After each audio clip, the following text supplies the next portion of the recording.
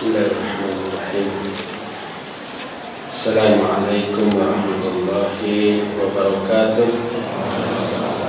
Alhamdulillah nahmaduhu wa nasta'inuhu wa nastaghfiruh wa na'udzu billahi min shururi anfusina wa sayyiati a'malina.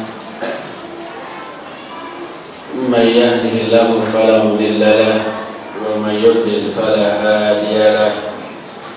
وأشهد أن لا إله إلا الله وحده لا شريك له وأشهد أن محمدا عبده ورسوله يا أيها الذين آمنوا اتقوا الله حق تقاته ولا تموتن إلا وأنتم مسلمون أما بعد فإن أصدق الحديث كتاب الله وخير الهدي هدي محمد صلى الله عليه وآله وسلم وشر الأمور محدثاتها وكل محدثة بدعة وكل بدعة ضلالة وكل ضلالة في النار.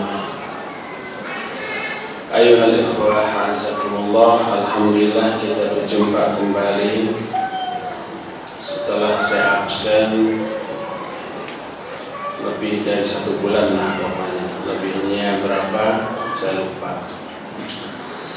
Sekarang kita akan bahas sebuah kajian yang menyeluruh, yang komprehensif, mencakup banyak aspek dalam kehidupan kita, yaitu kewajiban muslim dan muslimah dalam kehidupan keseharian kita menurut Al-Quran dan As-Sunnah. Pembahasan ini nanti mencakup minimalnya 6 pasal. Pasal pertama, kewajiban muslim-muslimah terhadap Allah dan terhadap agamanya. Kedua, kewajiban muslim-muslimah terhadap pasangannya. Kalau dia seorang laki-laki kepada istri, kalau dia seorang wanita kepada suami. Ini pun khusus bagi yang sudah berpasangan, sudah laku. Ketiga, kewajiban muslim-muslimah kepada kedua orang tuanya. Keempat, kewajiban muslim-muslimah terhadap anak-anaknya bagi yang sudah punya anak. Kelima, kewajiban muslim-muslimah kepada tetangga. Dan terakhir, kewajiban muslim-muslimah terhadap kerabatnya. Nanti akan disusulkan dengan poin terakhir, kewajiban muslim-muslimah kepada lingkungan berdasarkan Al-Quran dan As-Sunnah. Jadi minimal 6 atau dengan tambahan tadi 7 pasal yang akan kita bahas sedetil yang kita bisa, insyaallah. Dan pembahasan tersebut dipastikan tidak mungkin bisa selesai hanya dengan 1 atau 2 kali pertemuan saja, tetapi akan memakan waktu berkali-kali pertemuan. Tapi kita akan, kata orang Sunda mah, urang keureuy, urang nyingkreuh turun ngeureuy, menggarap pembahasan ke-7 pasal yang tadi sudah dijelaskan. Nyingkreuh ngeureuy itu membahas secara bertahap, sedikit demi sedikit, tetapi ulet, tetapi kitanya tekun sampai akhirnya tuntas. Kita akan mulai dari pasal yang pertama, kewajiban muslim-muslimah kepada Allah dan kepada agamanya. Kewajiban pertama adalah mentauhidkan Allah Subhanahu wa ta'ala dan menghindari berbuat syirik kepadanya. Kenapa demikian? Karena inilah tujuan pokok diciptakannya jin dan manusia ke alam dunia ini. Allah berfirman, "Wa ma khalaqtul jinna wal insa illa liya'budun." Tidaklah aku ciptakan jin dan manusia kecuali untuk beribadah kepadaku. Berkata Ibnu Abbas radhiyallahu anhuma, ay liwahidun. Tidaklah aku ciptakan jin dan manusia kecuali untuk mentauhidkan aku, mengesahkan aku dalam hal ibadah. Seluruh makna ibadah dalam Al-Quran maksudnya tauhid. Beribadah kepada Allah artinya mentauhidkan Allah dalam masalah ibadah. Dan inilah sepenting-penting perkara di alam jagat raya ini, mentauhidkan Allah. Dan inilah kewajiban yang pertama dan utama bagi setiap manusia, seluruh makhluk di alam jagat raya ini. Oleh karena itulah, maka kita bisa melihat, ini penjelasan Syekh Abdul Rahman Al-Qasimi dalam Hasyiah Salasatul Usul. Kita bisa melihat dari penjelasan Al-Quran pertama yang menjelaskan tentang pentingnya tauhid. Pertama kita lihat dari urutan surah di dalam Al-Quran. Surat apa, ayat berapa yang pertama kali menjelaskan amalan manusia? Kita urut dari surat yang paling awal, yaitu Al-Fatihah. Dalam Al-Fatihah kita menemukan dari mulai Bismillahirrahmanirrahim, di sana tidak ada perbuatan manusia. Itu sifat-sifat dan nama-nama Allah. Alhamdulillahirabbil alamin, Ar-Rahmanir-Rahim, Malik Yaumiddin. Sampai di sana tidak ada perbuatan manusia. Seluruhnya berbicara tentang sifat dan asma Allah. Baru pada ayat berikutnya, Iyyaka na'budu wa iyyaka nasta'in, ini menerangkan perbuatan manusia. Hanya kepada Engkau ya Allah kami ibadah, dan hanya kepada Engkau pula kami minta pertolongan. Ini perbuatan manusia yang pertama kali disebut di dalam Al-Quran. Ternyata perbuatan manusia yang pertama kali disebut di dalam Al-Quran adalah ibadah. Iyyaka na'budu wa iyyaka nasta'in. Menunjukkan itulah perbuatan manusia yang paling penting dibanding perbuatan manusia lainnya selama hidup di alam dunia, yaitu ibadah. Dan ini menunjukkan amat sangat pentingnya ibadah sebagai amalan yang terpenting dan dinomorsatukan. Kembali kepada perkataan Ibnu Abbas bahwa yang dimaksud ibadah, seluruh lafaz ibadah dalam Al-Quran maknanya tauhid. Sehingga iyyaka na'budu wa iyyaka nasta'in maknanya iyyaka nuwahhid. Hanya kepada Engkau kami bertauhid. Hanya Engkau satu-satunya yang kami tauhidkan. Ini dalil pertama tentang pentingnya tauhid. Kedua, kita lihat juga dari dalam Al-Quran surat apa, ayat berapa yang pertama kali berisi perintah Allah dan apa isi dari perintahnya. Kita runut dari awal. Surat pertama Al-Fatihah. Tidak ada perintah Allah kepada manusia dalam Al-Fatihah. Ihdinas siratal mustaqim bukan perintah Allah kepada manusia, tapi permohonan manusia kepada Allah. Ihdinas siratal mustaqim. Ihdi dalam bahasa Arab memang fi'il amr. Tapi kalau fi'il amr itu artinya kata kerja yang bernada perintah. Tapi kalau fi'il amr yang dikemukakan oleh seorang hamba kepada Allah disebutnya fi'il doa. Artinya berdoa, ya Allah tunjukkan kami ke jalan yang lurus, bukan bernada perintah. Pendeknya dalam Al-Fatihah tidak ada satupun ayat yang bernada perintah dari Allah kepada manusia. Kita masuk ke surat kedua, yaitu surah Al-Baqarah.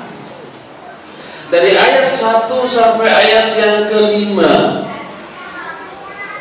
atau ke-6 itu bercerita tentang ciri-ciri orang-orang yang bertakwa, dan tidak ada perintah di sana.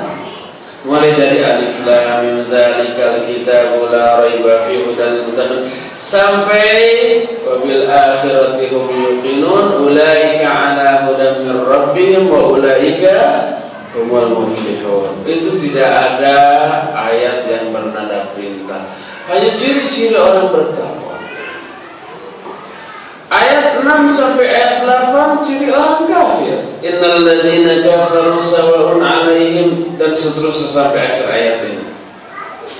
Masuk ayat yang itu 6-7 ke-8, wa minan nasi may yaqulu amanna billahi, dan seterusnya ciri-ciri orang munafik, terus sampai ayat yang ke-20, innaka 'ala kulli syai'in qadir.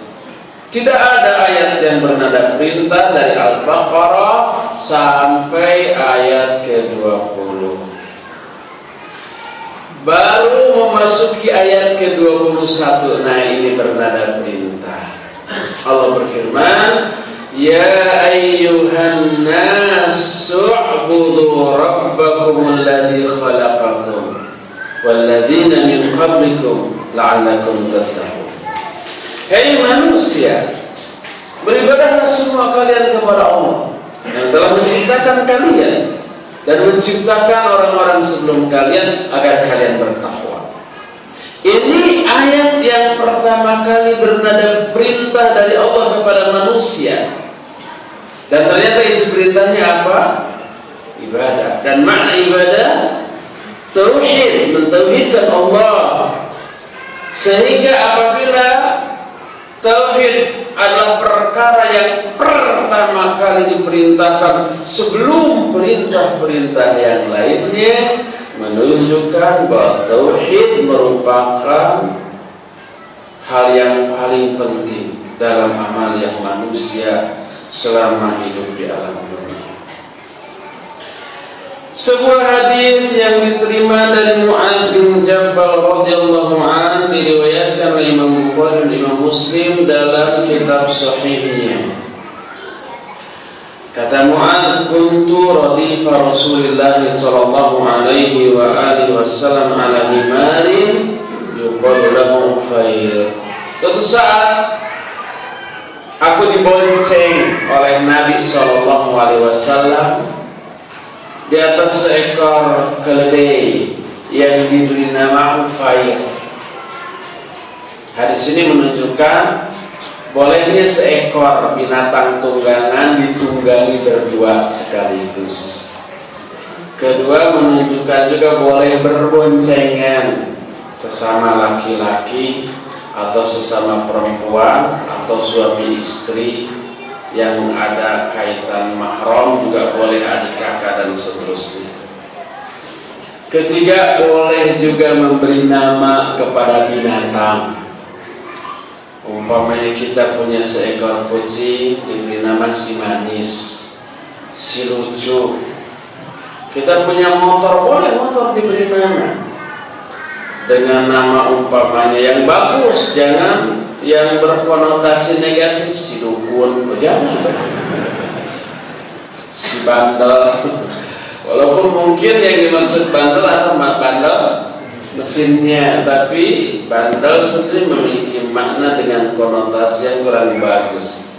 Beri nama-nama yang bagus, si tangguh, itu baru boleh, si tangguh umpamanya. Lalu berkatalah Nabi SAW, ya Mu'adz, atadri ma haqqullahi 'alal ibad wa ma haqqul ibadi 'ala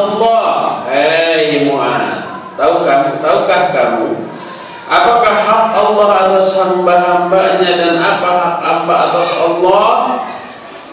Hak Allah atas hamba berarti kewajiban hamba terhadap Allah. Hak Allah harus dan wajib ditunaikan. Hak hamba terhadap Allah berarti kewajiban Allah kepada hamba. Kata Mu'adz, Allah wa rasuluhu a'lam. Allah dan Rasulnya lah yang lebih tahu. Ingat, para sahabat menjawab seperti itu setiap kali ditanya oleh Rasul SAW, yang menunjukkan bahwa urusan agama wajib diserahkan kepada Allah dan Rasulnya, tidak beristihad sendiri. Sebab agama ini wahyu, bukan hasil produk otak manusia. Sebab hasil olah pikir manusia bersifat relatif. Menurut satu orang pemikirannya benar, menurut orang lain keliru, salah. Relatif dalam pandangan setiap orang. Makanya kalau agama diserahkan kepada otak masing-masing pemeluknya akan berbeda-beda. Sehingga kalau begitu agama tersebut bagian dari budaya, dan memang agama produk budaya nantinya. Dan itu keliru besar. Islam bukan budaya, bukan hasil budidaya manusia. Islam itu agama. Agama itu wahyu dari Allah dan Rasulnya. Makanya para sahabat setiap kali ditanya, tahu gak kalian demikian, semua menjawab Allah dan Rasul yang lebih tahu. Diserahkan kepada Allah dan Rasul. Karena ini hanya pertanyaan. Kata Rasul alaihi salatu wassalam, fa inna haqqallahi 'alal ibad ay ya'budullaha wa la tusyriku bihi syai'a, wa haqqul ibadi 'ala Allah 'azza wa jalla alla yu'adziba man la yusyriku bihi syai'an. Sesungguhnya hak Allah atas hamba-hambanya, berarti kewajiban hamba kepada Allah adalah merendahlah mereka beribadah kepada Allah dan tidak menyekutukan Dia dengan sesuatu pun dalam hal ibadah. Adapun hak-hak hamba atas Allah Azza wa Jalla, berarti kewajiban Allah kepada hambanya adalah Allah tidak akan mengadab orang yang tidak menyekutukan Dia dengan sesuatu pun. Tauhid ini. Kata Mu'adz, qultu ya Rasulullah, afal basyirun nas, wahai Rasulullah, boleh enggak saya beritahukan kabar gembira ini kepada orang-orang? Kata Nabi SAW, la tubashirhum fayattaqi. Jangan kau beritahukan berita gembira ini kepada orang, nanti mereka ittikal terhadap hal ini. Ittikal itu bersandar lalu apatis. Ini hadis menjelaskan tentang hak Allah atas hambanya, yaitu tauhid, dengan jaminan Allah tidak akan mengazab orang yang tauhidnya lurus, yang tidak melakukan perbuatan syirik kepada Allah Subhanahu wa ta'ala. Berdasarkan hal itu, wanti-wantilah dari syirik, menjadikan syirikat bagi Allah Subhanahu wa ta'ala, baik yang dijadikan syirikat ini berupa batu atau patung atau pohon, matahari, bulan, bintang, atau orang yang dianggap sakti mandraguna, weruh sadurung winara, baik yang dianggap wali, nabi, syekh, jin, termasuk para malaikat, baik yang hidup ataupun yang mati. Jangan sekali-kali menjadikan semua itu sebagai syarikat bagi Allah dalam hal ibadah. Sedangkan ibadah macamnya amat variatif. Salah satunya berdoa. Berdoa adalah ibadah. Kata Nabi SAW, ad-du'a huwal ibadah. Itu yang sah. Adapun ad-du'a bukhul ibadah itu dhaif. Ad-du'a huwal ibadah. Doa itu ibadah. Jadi kalau kita berdoa kepada Allah, kita ibadah kepada Allah. Kita berdoa kepada Nabi SAW yang sudah meninggal, berarti beribadah kepada Nabi yang sudah meninggal, dan itu syirik. Berdoa kepada kuburan orang yang dianggap wali soleh, berarti ibadah kepada penghuni kuburan itu syirik. Karena beribadah kepada selain Allah. Bila syirik ini terbawa mati dan tidak ditobati, bahaya besar. Allah tidak akan pernah mengampuninya. Allah berfirman dalam Al-Quran surah An-Nisa 47, Innallaha la yaghfiru an yushraka bihi wa yaghfiru ma duna dzalika liman yasha. Sesungguhnya Allah tidak akan mengampuni dosa syirik, tapi mengampuni dosa selain syirik bagi orang-orang yang dikehendakinya.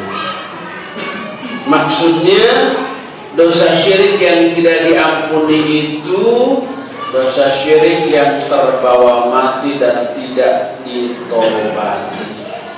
Tapi kalau sebelum mati tobat, diampuni. Abu Bakar, Umar, Utsman tadi orang-orang musyrik masuk Islam, tobat, diampuni semua.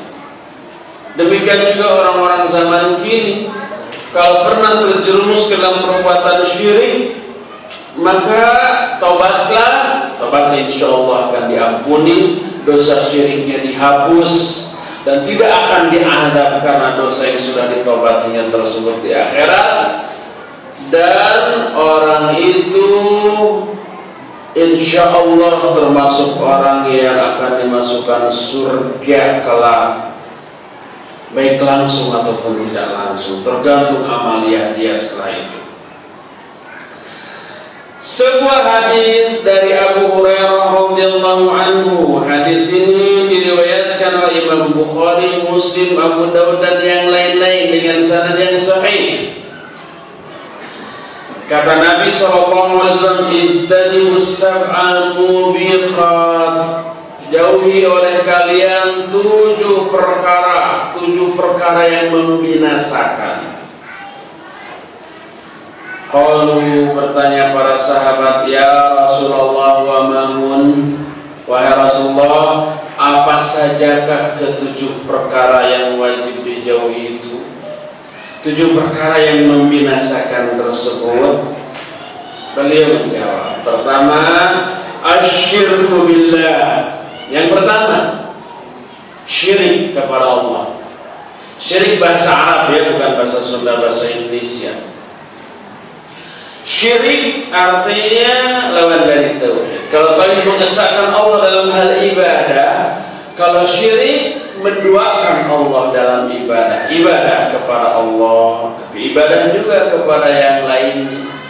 Salat rajin, saum tidak pernah kelewat, zakat, infak, sedekah, haji sudah 7 kali. Tapi ke dukun juga rajin, ke kuburan minta-minta, ke penghuni kubur juga rajin. Itu syirik namanya. Syirik itu menta'adud Allah dalam hal ibadah. Ibadah kepada Allah, ibadah juga kepada selain Allah. Wasihru, yang kedua sihir. Ini juga perkara yang membinasakan. Ketiga, waqadhun nafsil lati haramallahu illa bil haqq, membunuh suatu jiwa yang Allah haramkan untuk dibunuh kecuali dengan alasan yang benar.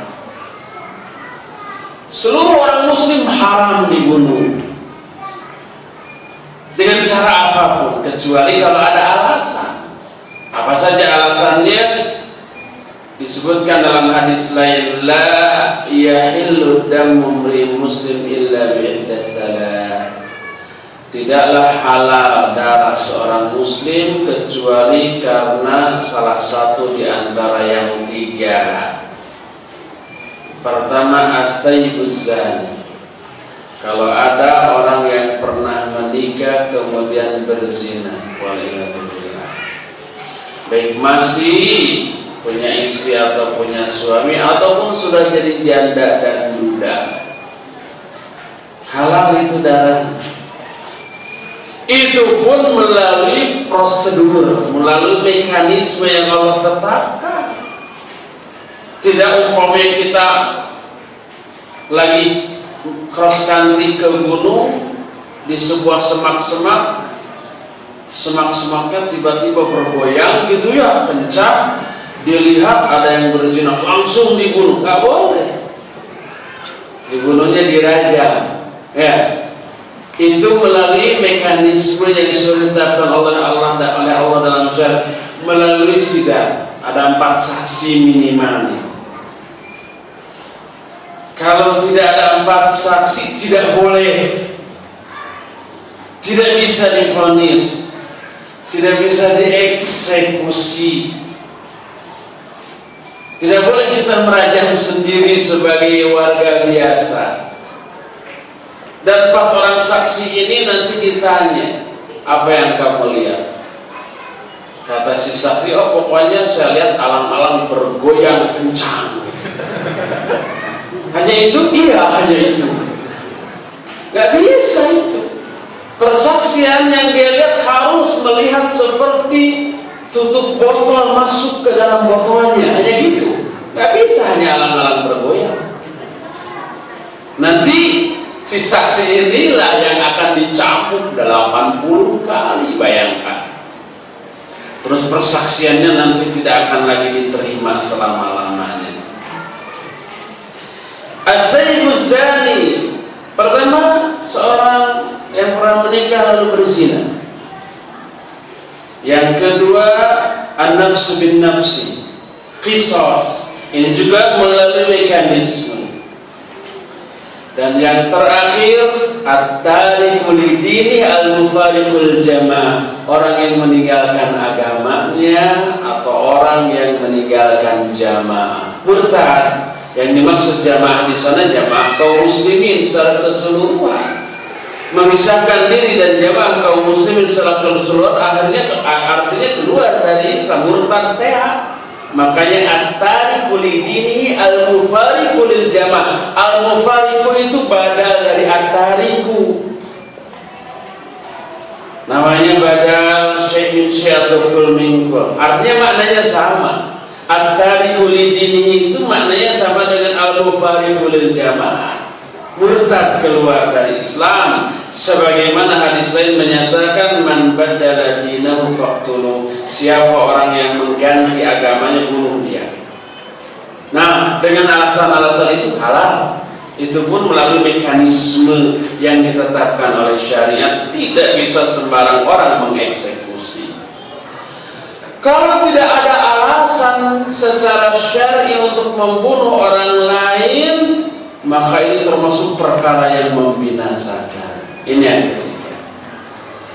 Keempat, wa'aklur riba, orang yang memakan riba. Oh, hati-hati yang punya deposito di bank, punya rekening di bank. Coba di buku rekeningnya dilihatkan ada ya bunga sekian, kumpulkan, jangan sampai kemakan. Termasuk perkara yang membinasakan, ini harus hati-hati. Kelimanya wa'aklu malil yatim, memakan harta anak yatim. Keenamnya lari dari medan perang. Dan yang terakhir menuduh wanita-wanita mukminah salihah yang suci dengan tuduhan-tuduhan keji. Itu 7 perkara yang membinasakan. Dan yang pertama disebut dalam hadis ini ternyata adalah syirik. Berdasarkan hal itulah, maka kewajiban pertama dan utama bagi setiap muslim dan muslimah adalah mentauhidkan Allah Subhanahu wa ta'ala. Ini pertama. Rincian tauhid saya yakin sudah sering dijelaskan oleh ustaz-ustaz lain, baik di sini ataupun di tempat lain, sehingga saya tidak merasa perlu untuk mengkaji secara lebih mendalam lagi. Kedua, Kewajiban kedua setelah tauhid adalah beramal soleh. Apa makna dari amal soleh? Amal soleh kata Imam Sufyan Ats-Tsauri adalah setiap amal yang sesuai dengan kitab dan sunnah, baik aspek lahirnya ataupun aspek batinnya. Aspek lahirnya menyangkut tata cara pelaksanaan amal soleh tersebut. Aspek batinnya menyangkut niat, keikhlasan, dan penghayatan atau kekhusyuan bila amal soleh tersebut menuntut kekhusyuan, seperti sholat, seperti zikir, seperti baca Al-Quran, seperti berdoa, dan yang sejenisnya yang mengharuskan adanya kekhusyuan di dalam ibadah itu. Kalau salah satu aspek ini menyimpang saja dari Quran Sunnah, itu bukan lagi amal soleh, tapi amal salah. Sekalipun sholat umpamanya ya, sholat tidak diragukan lagi amal soleh. Tapi lihat pertama pelaksanaannya benar enggak, kedua lihat niatnya benar tidak. Kalau ternyata niatnya keliru, itu amal salah. Walaupun khusyuk, walaupun sesuai sunnah. Allah berfirman, fawailul lil musallin alladzina hum an salatihim sahun walladzina hum yurun.